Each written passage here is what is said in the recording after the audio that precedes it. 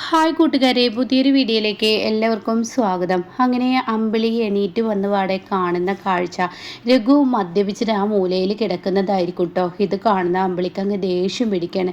അമ്പിളി രഘുവിൻ്റെ അടുത്തോട്ട് ചെല്ലാണ്. ഈ സമയം രഘുവേട്ടാ രഘുവേട്ടാ എന്ന് പറഞ്ഞ് വിളിക്കുന്നുണ്ട് കേട്ടോ. ഇതേ സമയം രഘു പതിയെ ഉറക്കത്തിൽ നിന്ന് എണീക്കുകയാണ്. അങ്ങനെ താൻ മദ്യപിച്ച ആ കെട്ടൊക്കെ വിട്ടിരിക്കുന്നു കേട്ടോ. അങ്ങനെ രഘുവിനോട് ചോദിക്കുകയാണ്, എന്തിനാ രഘുവേട്ടാ എന്നെ എൻ്റെ മോളെ ഇങ്ങനെ ഇട്ട് കഷ്ടപ്പെടുന്നത്? ഞാനും ലച്ചുമോളും ഇന്നലെ രാത്രി പേടിച്ച് വരച്ച് ഈ വീട്ടിൽ കിടക്കുമ്പോൾ നല്ല ഇടിയൊക്കെ ഉണ്ടാവുന്ന സമയത്ത് രഘുവേട്ടൻ എന്തിനാ ഞങ്ങളോട് ഇങ്ങനെയൊക്കെ ചെയ്യുന്നത്? അതിന് മാത്രം എന്ത് ക്രൂരതയാണ് ഞാൻ ചെയ്തത്? നീ വേണമെങ്കിൽ ഞാനും എൻ്റെ മകളും മരിച്ച രഘുവേട്ടൻ്റെ പ്രശ്നം തീരുമെങ്കിൽ അതങ്ങ് ആയിക്കോട്ടെ എന്ന് പറഞ്ഞ അമ്പിളി അവിടെ നിന്ന് ദേഷ്യത്തോടു കൂടി എണീറ്റ് പോകുമ്പോൾ രഘുവിന് തന്നെ തന്നോട് തന്നെ വെറുപ്പ് തോന്നണം കേട്ടോ. തനിക്ക് തന്നെ തന്നോട് തന്നെ പുച്ഛം തോന്നുന്ന ഒരു പ്രവൃത്തിയാണല്ലോ ഈശ്വര, ഞാൻ എന്താ ഇങ്ങനെയായിപ്പോയത് എന്ന് രഘുവിൻ്റെ ഉള്ളിൽ തോന്നണം കേട്ടോ. ഇതേ സമയം അനുപമയാണെങ്കിലോ ചായ ഇട്ടും കൊണ്ടിരിക്കുകയാണ്. അനുപമക്കാണെങ്കിലും ഉള്ളിനുള്ളിൽ പലവട്ടങ്ങളായി ചോദ്യം ചോദിച്ചും കൊണ്ടിരിക്കുകയാണ്. തീർച്ചയായും അത് തന്നെ എന്നിങ്ങനെ അനുപമ പറഞ്ഞുകൊണ്ടിരിക്കുകയാണ് കേട്ടോ.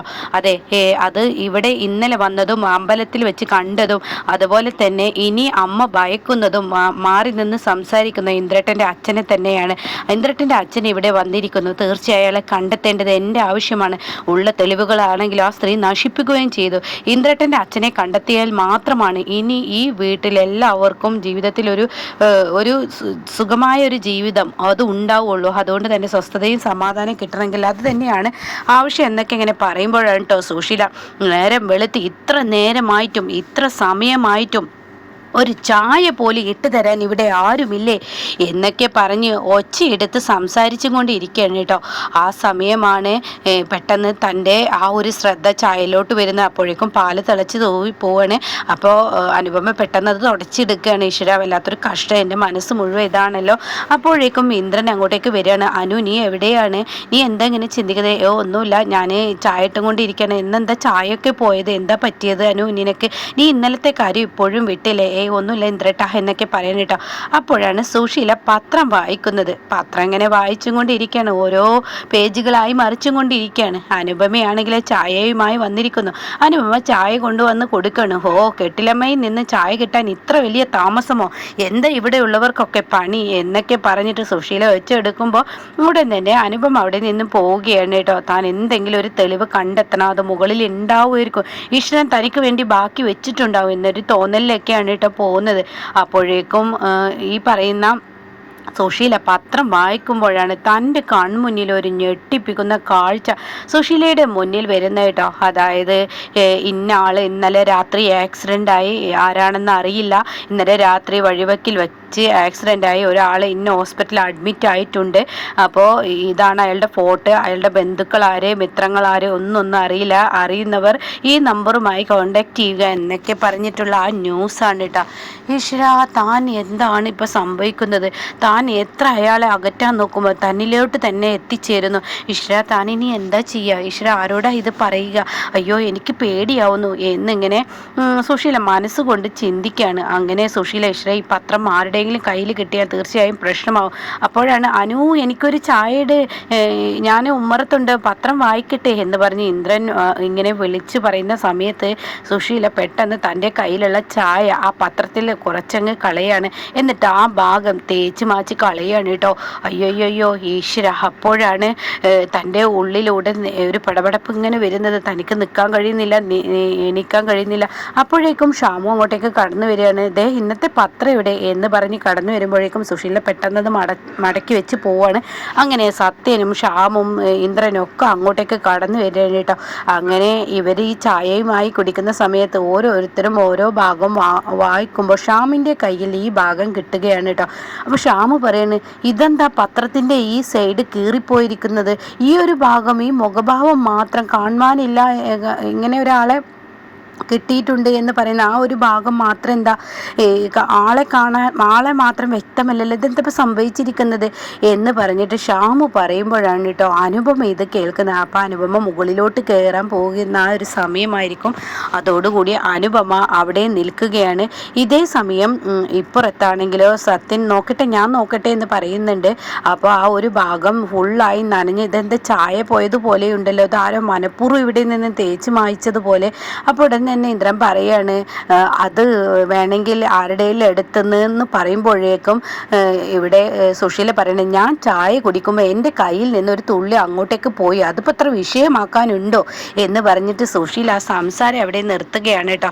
അതോടുകൂടി എല്ലാവരും അതവിടെ നിർത്തി എന്ന് മനസ്സിലാക്കുമ്പോൾ പിന്നീട് അത്ര വിഷയമാക്കില്ല. പക്ഷേ ഈ സമയം എല്ലാവരും ഓരോരുത്തരുടെ ഡ്യൂട്ടിക്കായി പോവുകയാണ്.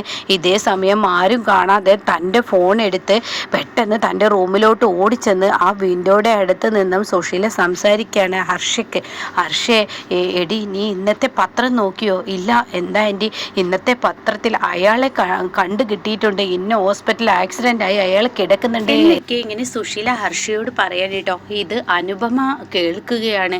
ഈ സമയം അനുപമക്ക് ആ പത്രം അത് കണ്ടെത്തണം.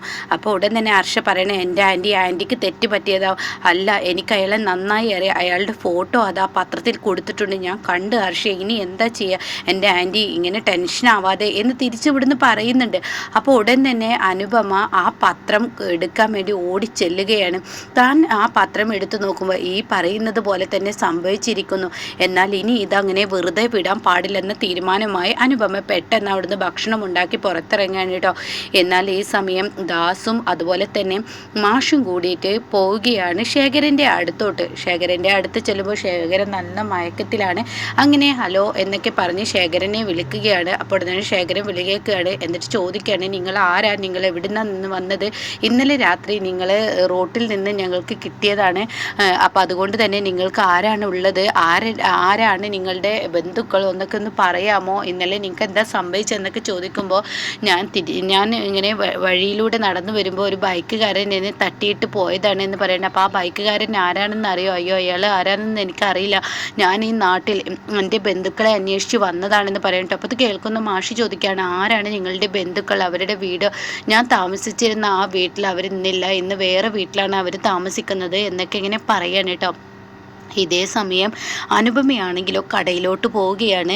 അങ്ങനെ കടക്കാരനോട് ചോദിക്കുകയാണ്, ഇന്നത്തെ പത്രം ഇവിടെ ഉണ്ടോയെന്ന് ചോദിക്കുമ്പോൾ, അയ്യോ തീർന്നല്ല മോളെ എന്ന് പറയാണ്. അയ്യോ എനിക്ക് ആ പത്രം ഒന്ന് വായിക്കാൻ, അയ്യോ ഒന്നുമില്ല ഇവിടെ, ഒക്കെ തീർന്നല്ലോ എന്ന് പറയണേ. പിന്നീട് അനുപമ പിറ്റേ കടയിലോട്ട് പോവുകയാണ്. അപ്പുറത്തെ കടയിലോട്ട് പോകുമ്പോൾ അവിടെ ഉണ്ടാവും ആ പത്രം. അങ്ങനെ അനുപമ ആ പത്രം ഇങ്ങനെ നോക്കുകയാണ്. അപ്പോൾ ഈ പറയുന്നത് പോലെ തന്നെ ശേഖരൻ്റെ ഫോട്ടോയോട് കൂടിയിട്ടുള്ള ആ ഒരു ഭാഗം ഇങ്ങനെ അനുപമ വായിക്കുകയാണ്. ഇതേ സമയം അനുപമ ഈ പത്രം ഇതെനിക്ക് തരാമോ, ഞാൻ എത്ര ക്യാഷ് അയച്ച് തരാമെന്ന് പറയുമ്പോൾ അതിനെന്താ കുട്ടി എടുത്തോളൂ എന്ന് പറയണേ. അങ്ങനെ അനുപമ ആ പത്രം കട്ട് ചെയ്ത് കൊണ്ടുവരികയാണ് കേട്ടോ. ഇതേ സമയം ഹർഷയോട് ചെന്ന് കാര്യങ്ങൾ പറയാണ്.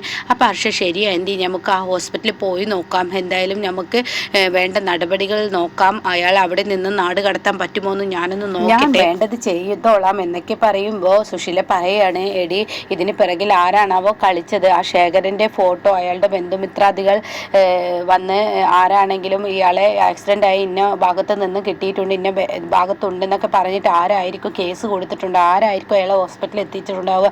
ഈശ്വര, എനിക്ക് പേടിയാവുന്നു, ഇന്ദ്രൻ്റെ മുന്നിൽ അയാൾ എത്തുകയാണെങ്കിൽ തീർച്ചയായും പിന്നീട് ഉണ്ടാവുന്നത് വലിയ പ്രശ്നങ്ങളായിരിക്കും എന്നൊക്കെ പറയുമ്പോൾ, ആൻറ്റി എന്നിൽ നിന്നും എന്തെങ്കിലും മറച്ചു വെക്കുന്നുണ്ട്? ഞാനൊന്നും മറച്ചു വെക്കുന്നില്ല, പക്ഷേ ഇന്ദ്രൻ ഇപ്പോൾ ഇനി അവൻ്റെ സ്വന്തം അമ്മയെ തേടി പോവുകയോ, ഞാനിപ്പോൾ വരച്ച വരയിൽ നിൽക്കുന്നത് പോലെ ഇനി നിൽക്കാതെ വരികയോ, അങ്ങനെ എന്തെങ്കിലും ഉണ്ടാവുമോ എന്നൊരു പേടി എന്നുള്ളിൽ വരുന്നു എന്നൊക്കെ സുശീല പറയുന്നു കേട്ടോ.